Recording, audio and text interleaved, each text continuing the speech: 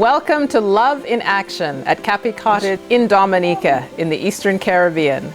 Today we have the amazing privilege to speak with Rainbow Eyes of the Dominica Nation of the Night Inlet on Vancouver Island in British Columbia, Canada. And she's joined by her friend Lightning Bolt of Fairy Creek. Yeah, so here, me and Lightning Bolt and a few other Fairy Creekers were at the Nanaimo Courthouse. And this is where the Supreme Court is right now, because Fairy Creek is now in the Supreme Court of Canada. That's where the injunction came from that T.L. Jones made from protecting the last of the old growth forest in BC and on Turtle Island. So here we are, everybody else is inside. But we're going in soon after this. This is it. There's so much there, to discuss. I want to just backtrack a little bit and find out, because Rainbow Eyes, you've been so front and center in this struggle. And I want to hear a little bit about who you are in terms of who were you before the Fairy Creek blockade and how did you get involved? Actually, I lived at our village on Harbledown Island for 5 years. I grew up in Calgary in the prairies, away in the city and away from our culture. And moving back to the village was really like, going deep into the culture, close to my aunties, close to our big house, which we have there. It's so beautiful. And just learning and the creek. And I was called into the forest on an Instagram, Autumn Sky Morrison. She is an artist. And it was her beautiful, soft energy that pulled me into the heavy, dense energy of the fact that right in our backyard, the last of the remaining old growth is disappearing quickly. This is a hard thing to face. This is a hard thing to grasp and wrap our heads around, because you don't want to look at it. It's easy to scroll past the truth. We can choose, it's choice. So the fact that this information came from such a beautiful artist that I love and respect so much. It was an easy way in to the fact that we are in a cold red. Our planet, we are destroying our planet.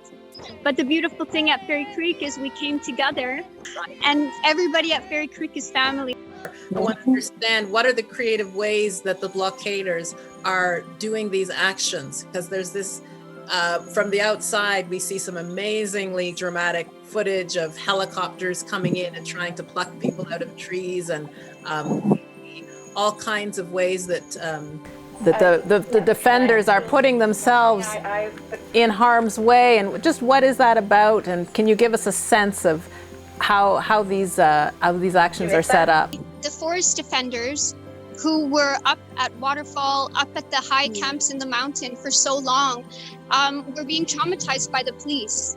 So, and they would be in hard blocks for maybe 3 days with police all around. So ceremony was introduced by the elders for healing. And it's something that we're learning as our culture. This is something that we can do to help heal each other. Yeah.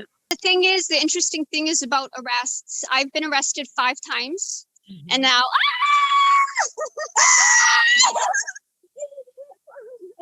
this is Flip Flops from Haida. Hello. Greetings, blessings. Yeah. Hello. I'm Jessica in Dominica. We have our own rainforest in our backyard. The Atlantic rainforest, the last one in the Caribbean islands, is right here in Dominica. And we're very blessed because it's actually a World Heritage Site.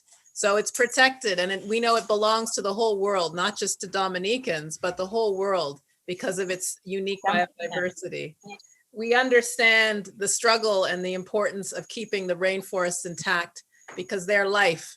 They give us everything. And it is heartbreaking to see what has been going on Vancouver Island with the destruction of the old growth. It's beyond sense. It's beyond reason, beyond the heart, beyond anything. And we can't really fathom the destruction and that you've been witnessing and endured. And Charlotte is in it. Her grandmother? My great grandmother. Yeah. Your great grandmother. She started blockading in 1985. On Haida Gwaii. Haida Gwaii. Wow. Well, so much respect. Wow. Yeah, these are times when we have to document and we have to come together and we have to share what's going on. Rainbow, you were telling us about your arrest, and it's important to understand what was the experience for you and why were you arrested?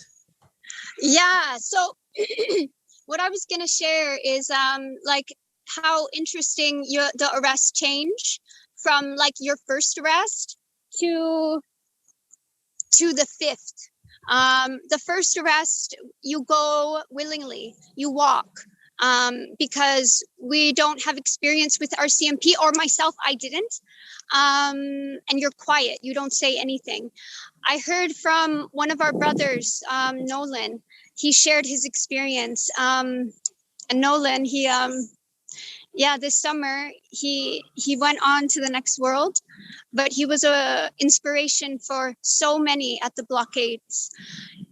Nolan was attacked at night with our sister Sage, and they experienced some of the first police brutality by the military force, the SERG. We call them the psychopath green men, because they came in to hurt us. They came in with the intention that we were enemy number one, that we were terrorists, and that's how we were treated. So Nolan called the whole night back to them, yelling, "Land back, land back, land back," all night. This story inspired me so much, because he did it right away. He knew the truth of the RCMP and the SERG. So by the second arrest, we know we can resist, like not like fight, but nobody walks willingly with the RCMP. You have to work. You are putting us in jail. You're making us criminals, illegally. And then like Lightning Bolt was saying, we begin singing, and that's our power. We don't go quietly. And by, I think, my fifth arrest, I was arrested by myself and put in a paddy wagon, put in the back of a truck, of an RCMP truck. And I was able to sing like the whole way to the police station just by myself. And I was able to stop and, say things to the police like, the government does not listen to us. This is how we are heard. We have no choice. The government are the criminals. They are the criminals. So they're not listening to us. Mainstream media is not listening because it is controlled by the government. It's just facts. So, and it's beautiful, the evolution from the first arrest to the fifth arrest, in our power, in our knowing that we are sovereign beings, especially as Indigenous. They are illegally removing Indigenous people from their own territory and lands. And this is also how the understanding of Indigenous laws and respect for the lands is changing. Fairy Creek is on the unceded territory of the Pachidat and the Dididat First Nations. So, and we're, yeah, it's so important to understand that it's unceded. It was never ceded to the government. There are no agreements. There are no treaties that gave the land to the colonizing government at the time. Yeah. So it still belongs to the people. And yet they've given permits and did licenses for Teal Jones and others to go in and clear cut. So yeah. It's an incredible thing what you're up against. You're not just up against Teal Jones, the provincial government, the RCMP, the chief and council. It's like the chief and council too. Like a lot of nations are almost a part of the government system. We have chiefs who are like politicians, and it's and it's a reality that we have. These chiefs don't listen to the elders. They listen to the politicians, and they're in the politicians' back pocket. Mm-hmm. So we follow Elder Bill Jones. He's incredible, amazing wisdom from this man. He's just everything. And also Grandma Losa. She's a powerhouse. She teaches us that we can take a road in the city. She's like, take it, take a road, shut it down. This is your road. She's so encouraging to this. She's amazing. She's such an inspiration. So with all that you're up against, tell me, do you feel that you can save the last old growth? Do you feel you still have a chance, or do you feel eventually people will just feel exhausted and will be worn down by the court fees and the arrests and all of that? Or do you feel that you still have a chance? What's your feeling now? I don't know. It's hard to say. I have hope and so much belief. What, Sonny? People gathered outside the courthouse. It looks like another friend, another defender. Yeah, this is Uncle Sonny. Hey. Chief Sonny. Chief, Hi. blessings from Dominica in the Eastern Caribbean. Oh, wow, nice. Quatsino, where my territory is, there's only like less than 2% left, and they're trying to go after all this year, next year. So I'm going to try to put a stop to that. And our elected chief said, just save enough for a big house and a canoe and you could take the rest. It's all about greed and money and what they could get now. Yeah, it's a long struggle. Yeah, it is. Yeah. But now with the Wet'suwet'en and with that law that they got in place, that power lies within us, the hereditary chiefs now, over all the land. So, whereabouts are you? In Dominica in the Eastern Caribbean. So, oh, nice. Nice and warm there, eh? That's right. It is very warm right now. Our First Nations are the Kalinago people.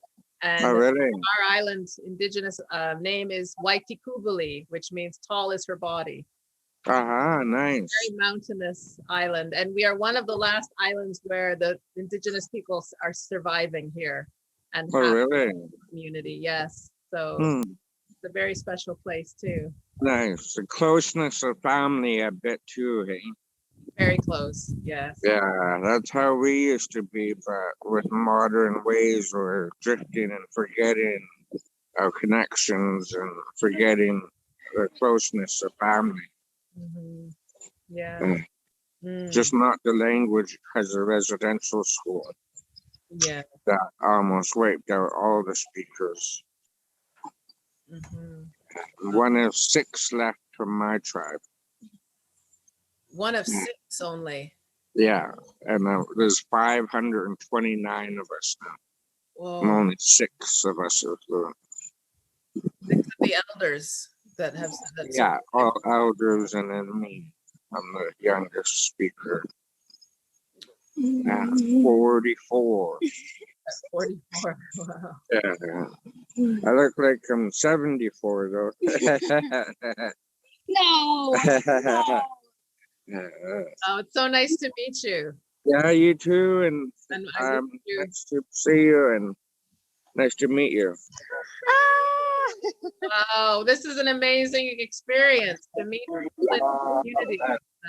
Yeah, this is it. I'm so happy that this happened this way, because this is what it's about. This love that we have for each other, that gets us through all the brutality. Yes. Oh, absolutely. My nephew was saying, because he was at one of the camps, that he was amazed by the community, people from all different walks of life, and he felt this sense of belonging. And it's almost as if you're creating a model for how we can live, through this time. If we all have a different approach to living together in community. I mean, do you see that, yes, what the lessons are from Fairy Creek in terms of people taking that home with them? Yeah, that's one thing that we have started saying is Fairy Creek is the epicenter of change. What we're doing in Fairy Creek culturally and between people, it's going to come out to mainstream society, not for at least another 100 years, because we're intimate. There's no government separating us. So there's a lot of pain and trauma that comes out at Fairy Creek. We have people that come into the forest that have trauma, and it comes out at other people, and we're understanding how to work with it. We don't send them away to an institution, we have to work with it. And there's a lot of different views culturally as well, and this has been the biggest lesson. And it's so hard to speak about, but it has been the core division in Fairy Creek, is between the people. But nothing can get in between the love that we feel.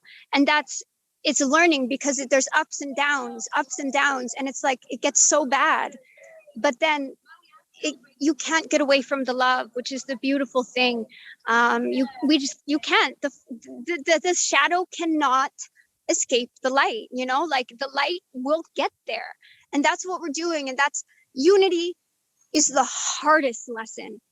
It is the hardest lesson we are learning. It will take the most work from everybody on the planet to wake up and see. And it's maybe some of us won't make it because it's almost too late. What we're doing to the planet is not okay. What we're doing to each other is not okay. But with love and just continuing to going into our heart and feeling spirit and the trees, which we feel so deeply at Fairy Creek, we gain the strength to get through the shadow. And we're going to need it coming up, because the shadow is rising, because our light is growing. So it's going to get worse before it gets better. And we just have to make sure we keep shining as bright as we can, because it's going to get bad. We know it. It's not happening fast enough. Yes, well, this is one of the reasons we're doing this series, and our community on deep adaptation. There is the belief that this climate and ecological collapse is likely to lead to the collapse of our industrial civilization, in the near term. And do you see that as something that's likely? And if so, how are you choosing to live these years any differently? Is this have an impact on you? Like this. Yeah, we have to start living like this. But I have understanding and compassion for people that have mortgages and they have children and they can't get out. I have compassion. So those of us that can make a change, we have to work harder. For those who can't, because there are brothers and sisters, but they will eventually wake up. It will happen, but we just have to work harder and harder and harder. And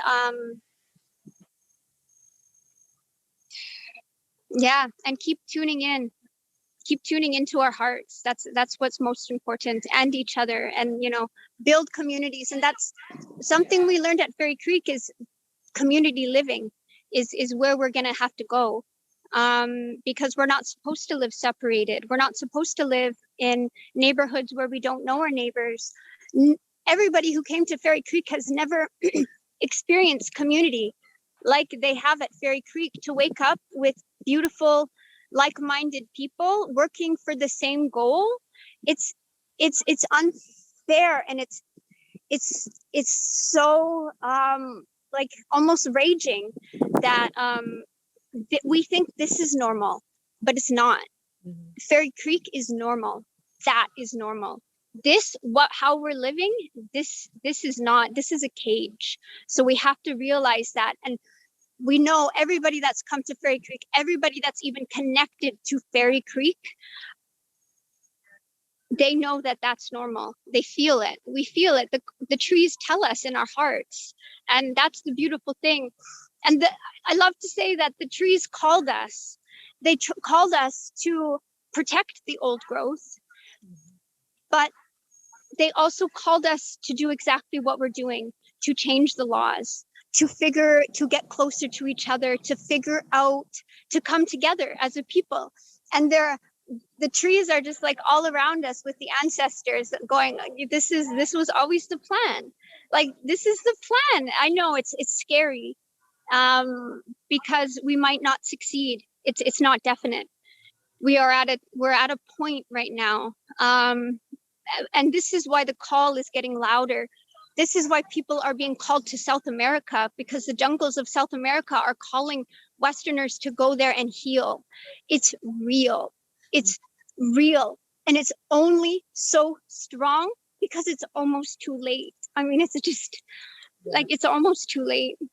It is absolutely heartbreaking. And to know that, I read a statistic from Sierra Club that said the rainforest in Vancouver Island is being decimated faster than the rainforest in Brazil.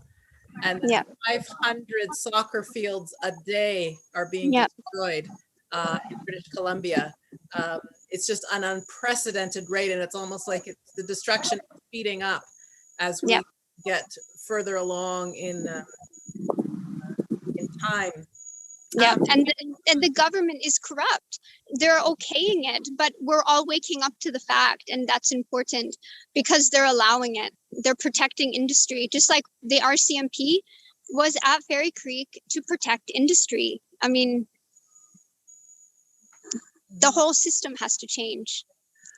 I wanted to ask you a couple of questions before we go about deep adaptation, because we have a framework that we work with called the 4 R's. And I don't know if you had a chance to think about some of these R's, things that we are going to need as a community and as individuals to get through this next phase: resilience, relinquishment, restoration, and reconciliation. And I'm wondering if any of those resonate with what you're doing at Fairy Creek or what the community is doing. Yes, definitely. All of them. All of them. Yeah, we need to be resilient. We need to bend like the willow, but we also need to be strong like the oak. And that means our resilience must change. It must be flexible. We cannot be hard like the oak all the time. It's not possible. And that's the difficult thing. Culture is to be respected, and culture should be hard like the oak because it's so sacred and important. And that's the view so many people have. But culture also needs to be flexible to allow other people in and to grow. It should not shut people out, which is what we've seen at Fairy Creek. It should not be exclusive. It needs to be welcoming. So yeah, we need to be resilient in this way for sure. Mm-hmm. Wonderful. Mm-hmm. Yeah. Any other thoughts about what you've learned from your time? It's been 18 months that you've been involved with the blockade, or how long have you been involved? Since May. So I came on Mother's Day. I came for 3 days and ended up moving in. I didn't leave for a month, and then I just left for a couple days and came back because it was so welcoming. They have a banner at the beginning of Fairy Creek, and it just said, "Welcome, Fairy Creek." And I cried the first time I went through it because I felt it. I was like, this is where I need to be. There was people to welcome you as you drove your car into Fairy Creek, to welcome you and just to let you know what was going on. It was, and just such a beautiful community. Mm-hmm. Wonderful. Yeah, so I've been there for 8 months, 5 arrests. I'm under house arrest, but I can leave for court or dentist or like medical appointments. So yeah, we're here at the courthouse today. And if this goes through in your favor, this ruling, then what does that mean for you and the other forest defenders? What will it mean? And if it doesn't go through, what will it mean? It will, if we win, kind of, it will be a first step. It's not a win, but if Judge Thompson decides that the cases all will be dropped because of the insane police brutality, we can then begin charging individual officers. The lawyers will be able to cross-examine the officers that caused this abuse. So it will be the first step in a long process. If Judge Thompson, and this is totally me, 100% me, if we lose and Judge Thompson decides that we will go on with the individual cases, it will just continue on. I don't know, we will still make a change. Mhm. We will still cause so much havoc, and we will continue making a change. But we just, I don't know. Hopefully, we will still continue making new laws. Mhm. But it's a worry. I mean, I've been with Judge Thompson a few times in court, and he's always very compassionate. He's he's a compassionate judge. But these past few days, I've seen him more heavy than I've ever seen, which is a worry. You know, he realizes it's a big decision, and you can see it. He's acting differently. I kind of see him like a dad figure. He really is. You know, on some of my arrests, he's like, you know what? I hope I don't see you back here. You know, can you promise me you will not come back here? And I was like, yeah, okay, I promise. But he's really good. So yeah, we'll see. We'll see what happens. Who's around? Who's, you know, maybe pulling strings? We don't know. What are the ways people outside of British Columbia, outside of Canada, can help support the efforts and the cause and the blockade at Fairy Creek to save Fairy Creek? Yeah, you can check out. There's a good Facebook page, Fairy Creek Blockade, and Rainforest Flying Squad. There's always GoFundMe's for donations to the forest defenders, and legal. The legal costs that Fairy Creek are facing is up to, I don't know, hundreds and hundreds of thousands of dollars. It's so crazy that, you know, we went into the forest to protect the forest, and we end up here, you know, at the center of it, at the center of the corrupt system. So legal fees to help us get through this, and also donations to help the forest defenders who live and breathe this, you know, who are struggling now after they've come out of the forest to figure out their lives, because, you know, there's bills, you know, like it's a trap, you know, it's a money trap. So support to the forest defenders is so appreciated as well. Okay. Excellent. I feel really full. I feel like you've given us so much in such a short time. I always ask guests at the last question about the name of our series. It's called Love in Action, because we're looking for people who are on the front lines in our human and ecological predicament, who are putting their love into actions to try and save what's left, to try and create a new sense of community and togetherness. And I just think it's amazing what you are doing and what your fellow forest defenders are doing. And Yeah. is it all coming from this sense of love and putting it into action, or is it coming from a sense of where do you get your energy to continue? Yeah, love. It's all about love. Thank God. It's there. You know, rainbow eyes. It's a choice. I know there's so much pain and there's so much trauma. And, you know, I can't speak for everybody, because some people, myself included, have days where we're under clouds. But when we go out into the forest and we find each other, we find the rainbow, and we find the love, and we find the peace, and we find the unity. And the harder we work for it, which we're learning, we gotta work hard, the better the reward. You know, like, it's hard, but it's a mantra at Fairy Creek became unity, unity, unity, unity, unity, unity. And, you know, if enough of us on the planet have this mantra, then we might make it. Thank you so much, Rainbow. Yeah. Thank you, Jessica. All right. Thank Sounds you. good. Thank you so much. Gela Kesla. Gela Kesla. That's how we say thank you in our language of Kwakwala. And we say Mavrika in Lenape. Beautiful. Thank you. Thank you. There have been some developments since my conversation with Rainbow Eyes. She's appeared in court several times, and she's been trying to go through legal aid to get support for an Indigenous law specialist. Unfortunately, legal aid in Canada does not cover such costs, so she's decided to self-represent, which will be difficult. On a more positive note, Rainbow Eyes tells us that she has been invited to join the leadership of the Green Party of Canada.